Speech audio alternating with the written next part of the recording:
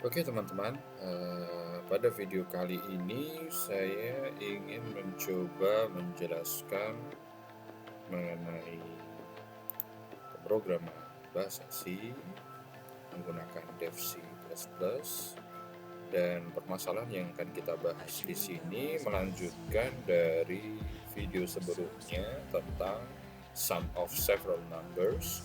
Pada video sebelumnya kita telah membahas sum of several numbers untuk while seperti ini, dan kita tahu bahwa konsep dari while itu ada pada pengkondisian ini. Jadi kalau if kondisi yang ada di dalamnya ini true, maka instruksi-instruksi yang akan diulang itu dijalankan. Kalau hasil seleksi atau seleksi dari kondisi di sini hasilnya adalah false atau no, maka dia akan melewati seluruh instruksi yang ada di dalam perulang tersebut. Nah, untuk for sebetulnya bisa diimplementasikan dalam kasus yang sama di sini, sum of several numbers, namun memang ada sedikit perbedaan. Perbedaannya ada pada ini ya,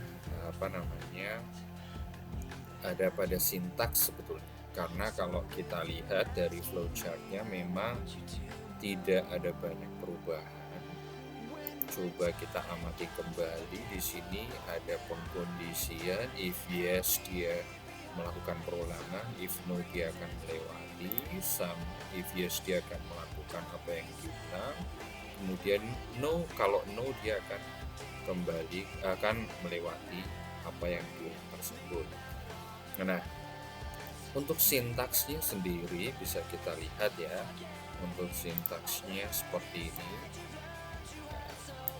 for. Nah, kalau di while ya, kita coba open. Untuk while sendiri, untuk while kan sintaknya seperti ini ya, kita tahu ini. Sedangkan untuk for itu ada sedikit perbedaan. Kita lihat di sini i++ atau incremental operationnya masuk ke dalam fungsi for-nya sendiri. Sedangkan untuk kondisi yang diseleksi kurang dari n itu juga dijelaskan di sini. Dan for ini mencakup mulai dari inisialisasi variabel i, kemudian pengkondisiannya, dan juga proses incrementalnya. Nah, seperti apa? Mari kita coba saja langsung new source file. Nah, untuk bagian yang lain mungkin bisa saja kita copy, kemudian pada bagian ini kita bisa ganti dengan ini, kita hapus semua saja biar nggak bingung. Kita buat awal mulai dari for. Nah, untuk inisialisasi indeksnya dibahas di sini, dimasukkan di sini. Kemudian i kurang dari n, ini adalah kondisi yang akan dicek, dia true atau false. Kalau true, maka yang ada di dalam for ini akan dilaksanakan. Segala instruksi yang ada di dalam for ini akan dilaksanakan. Sedangkan jika false, jika dia salah atau no, maka dia akan dilewati. Incrementalnya di sini. Kemudian kita masukkan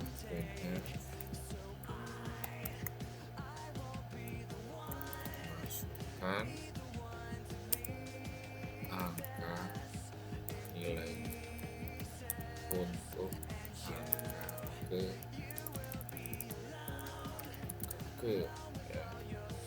angka ke berapa kita masukkan di sini ya. Seperti ini ya. Kemudian scan L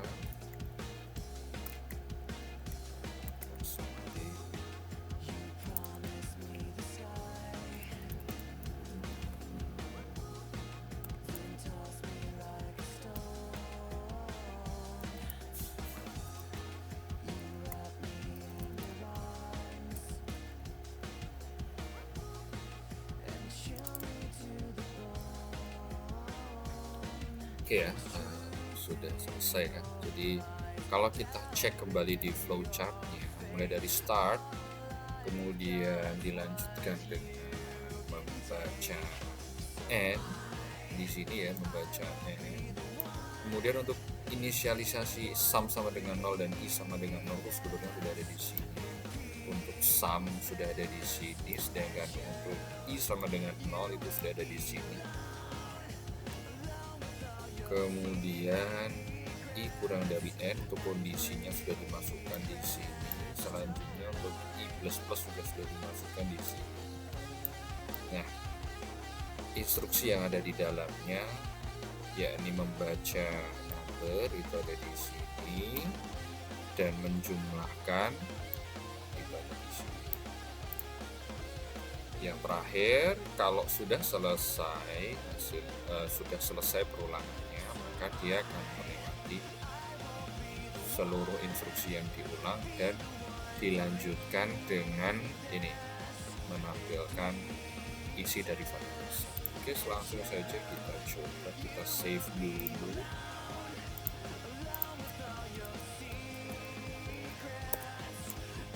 Kemudian compile and run. Nah, misalnya kita masukkan berapa mau angka yang tambahkan, 2 misalnya, 4, kemudian 5. Selesai, dapatlah 9. Nah, sekarang selain ini ya, misal nih kita mau coba memasukkan ini, kita ingin coba memasukkan angkanya misalkan 5, berarti 2, misalkan ya 4, bertambah 4, 6, kemudian tambah 5, 11, kemudian tambah 6, 17, kemudian tambah 13. Sudah betul ya? Nah, sekarang yang ingin saya tanyakan ya, selain ini ya, sebetulnya kita juga bisa ya mengubah. Kalau misalnya Pak, yang ingin kita masukkan itu variabel bukan dalam tipe data integer, bisa nggak? Bisa saja ya. Misal nih number ini mau kita ganti float, ini kita ganti s number, kemudian ini juga kita ganti float. Ini contoh saja. Coba 2 saja. Oh, tapi sumnya ini ya, kita lihat sumnya dia masih dalam bentuk integer, maka hasil penjumlahannya pun nanti akan dituliskan dalam bentuk integer. Kita cek saja ya. Kemudian 2,7 misalnya ya.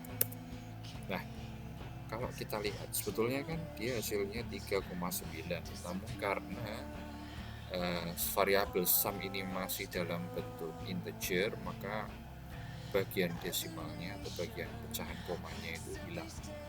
Nah, kalau kita ingin memunculkan, mungkin ini untuk variabel sumnya kita ubah juga ya jadi float.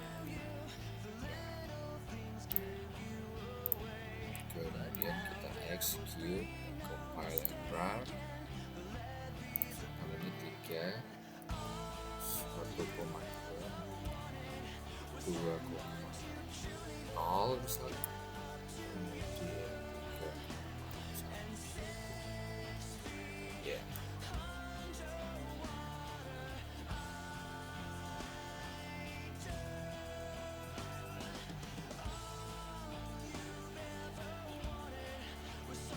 Oh, sorry ya, di sini belum kita ganti ya untuk variabel sumnya. Nah, ini yang perlu kita ingat juga ya. Kalau kita mengubah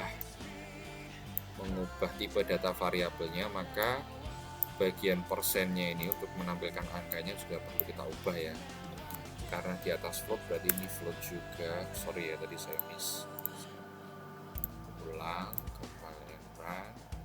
Misal 3, 1,2, 2,0, kemudian misalkan 3,1. Hasilnya sesuai ya, jadi sudah 1 tambah 2 tambah 3 jadi 6, 2 tambah 1 6,3. Ini kalau misalkan kita ingin mengubah tipe data. Kalau untuk while kemarin bisa nggak? Bisa aja, sebetulnya sama saja. Ini hanya masalah tipe data. Ya, sekarang saya coba lagi integer. Ingat, kalau kita ubah ke integer, ini juga kita ubah percentage. Kalau persen F itu untuk float ya. Kalau double bisa juga sebetulnya persennya, cuma lazimnya kita gunakan persen LF, long float ya.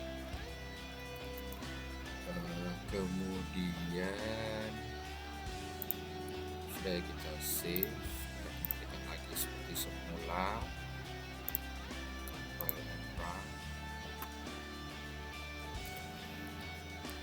Nah ini kalau kita masukkan seperti ini, mungkin yang terbaca hanya nilai integernya saja, error dia. Nah, dari itu kalau kita ingin memasukkan harus sesuai, karena tadi yang kita masukkan adalah integer, berarti pada datanya integer, yang kita masukkan juga harus berupa integer.